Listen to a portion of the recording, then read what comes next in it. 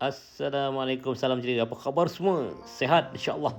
Video kali ini Ajak nak kongsikan lawatan rombongan Tuan Nasiruddin Muhammad Ali ke satu tempat yang menarik, iaitu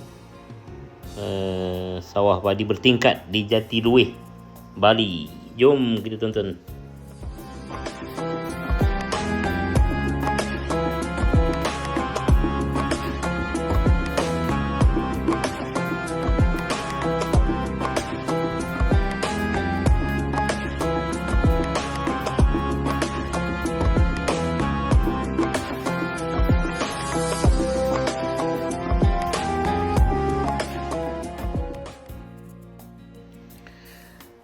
Tuan-tuan, puan-puan, saudara-saudari, penonton channel AM sekalian, gambar-gambar ni ialah gambar-gambar di satu tempat di Bali, nama dia Jatiluwih. Di situ ada tanaman padi bertingkat, sangat cantik sampai dia masih kekalkan sistem lama dia, tradisional, dah lama dari zaman dulu lagi, yang dipanggil pengairan subak. Ada kena-mena dengan kepercayaan Hindu jugalah, mengaitkan antara Tuhan, alam, manusia, begitulah.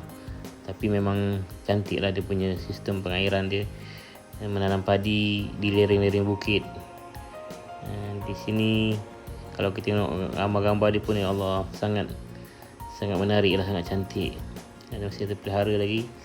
Dan mereka memang tak duduk di situ, mereka duduk di tanam padi tu, tempat tanam padi, mereka duduk di seberang tu lah. Tak adalah rumah mereka di sawah padi tu, untuk jaga dia punya sistem tu. Jadi sampai peringkat dimasukkan ke dalam UNESCO punya ni lah, UNESCO punya tapak sejarah lah. Jadi tempat tumpuan pelancong di sini lah. Jadi Tuan Nasir dan rombongan sampai pada 21/3/2022. Kena masuk Bali dulu. Syarat dia tu untuk kena kuarantin 4 hari di Bali sebelum masuk ke pulau-pulau, ke bandar-bandar Indonesia yang lain. Jadi kenalah ke Bali, walaupun di Bali tu belum ada lagi lah projek GISB sebenarnya. Tapi almarhum Ustaz Syari dah sampai Bali ni dulu.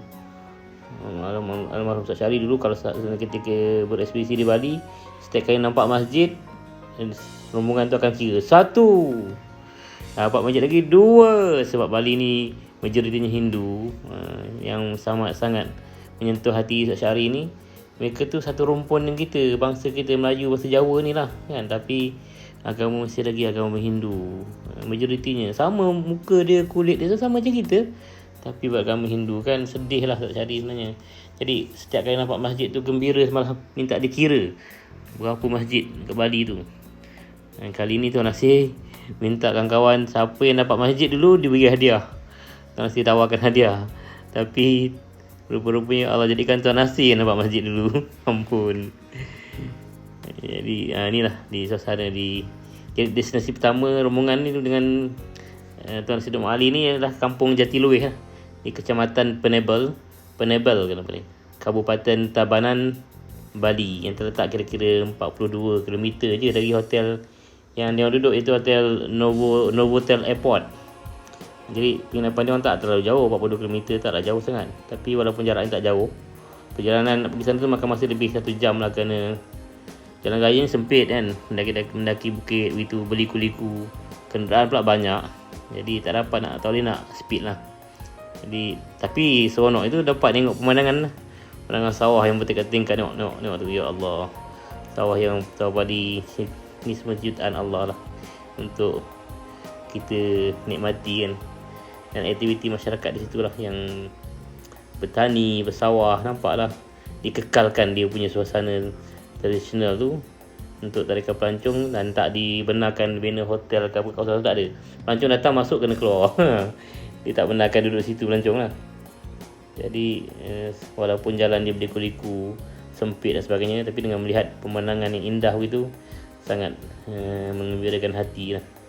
Kaitkan dengan Allah, dengan Rasul, dengan perjuangan, kita akan bertambah rasa gembira lah.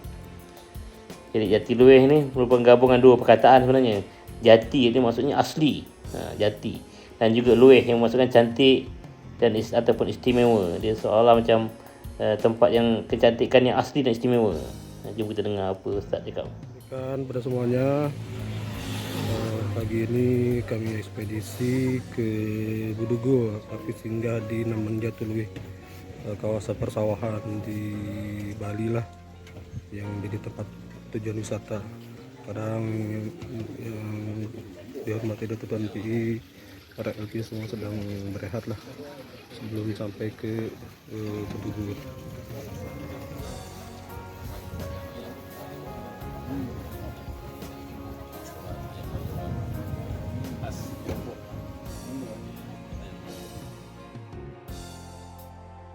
Sekejap coffee break atau teh break. Tuan P tadi tarik handbrake untuk minum, ngeteh, ngopi sekejap.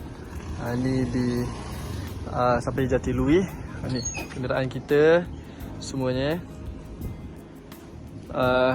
Tengokkan ni suasana pemandangan daripada di sinilah di Jatiluwih ni.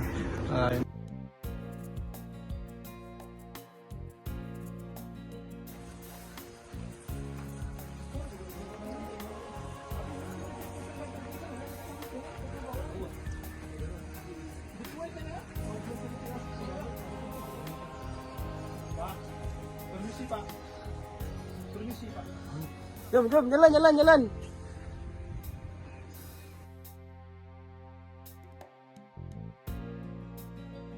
Trekking kawasan Mendang. Lah, kita ikut yang bagi Tuan Adik. Ada bersama berapa orang? 2, 4, 6, 8 orang. Jom, kita teruskan perjalanan kita. View dan momen yang indah.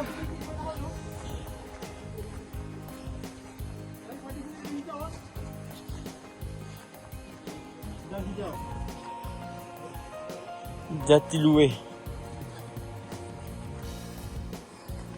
Jadi Jatiluwih tu gabungan dua perkataan, iaitu jati yang bermaksud asli, sejati, dan juga luweh yang bermaksud cantik atau istimewa. Jadi kita boleh faham sebagai kecantikan yang asli, yang istimewa. Macam itulah lebih kurang. Di sini para ahli rombongan dibawa oleh Tuan Sri Muhammad Ali untuk melihat keindahan tanaman padi bertingkat-tingkat di lereng bukit hingga sampai ke pantai. Tengok, cantik ni, ya Allah. Itu pemandangan yang sangat indah bila melihat daun padi yang menghijau berombak-rombak di tiup angin di dalam petak-petak sawah yang kemas dengan sistem pengairan secara tradisional. Dia panggil apa sistem ni? Subak nama dia, subak. Dan dikekalkan hingga dapat pengiktirafan UNESCO lah sebenarnya saya cakap tadi, sebagai salah satu tapak warisan dunia. Jadi dia dipelihara lah sampai sekarang. Subak ni sistem pengurusan air, pengairan untuk sawah padi di Pulau Bali. Dia dibangunkan dari abad ke-9 lagi. Bagi orang Bali, pengairan bukan sekadar menyediakan air untuk akar tumbuhan, tapi air digunakan untuk membina ekosistem. Itu yang kita katakan tadi kan, ada kaitan dengan kepercayaan mereka, dengan hubungan antara Tuhan, manusia dan alam semula jadi. Begitulah. Di akhir rombongan berpeluang beramah mesra dengan penduduk tempatan sambil menikmati udara yang segar kata bukit ni, dengan suhu di bawah 20 darjah Celsius. Suhu dia sentiasa macam itulah, sejuk lah. Dan panorama ciptaan Allah yang sangat menarik.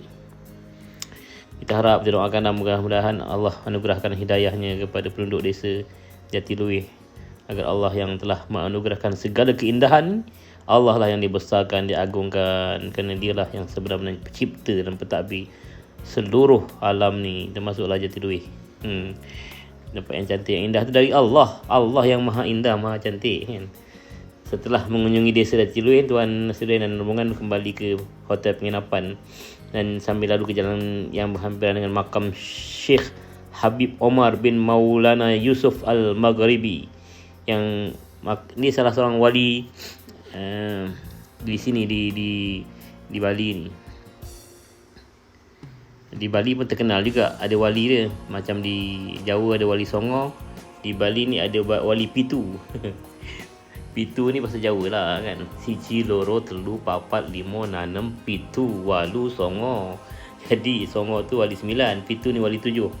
Jadi Syekh Habib Omar bin Maulana Yusuf Al-Maghribi ni, dia salah seorang wali pitu ni lah.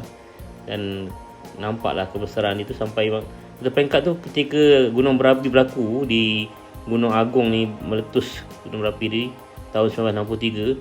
Habis bangunan runtuh apa semua. Yang pelik, makam dia ni sebutir pasir pun tak ada.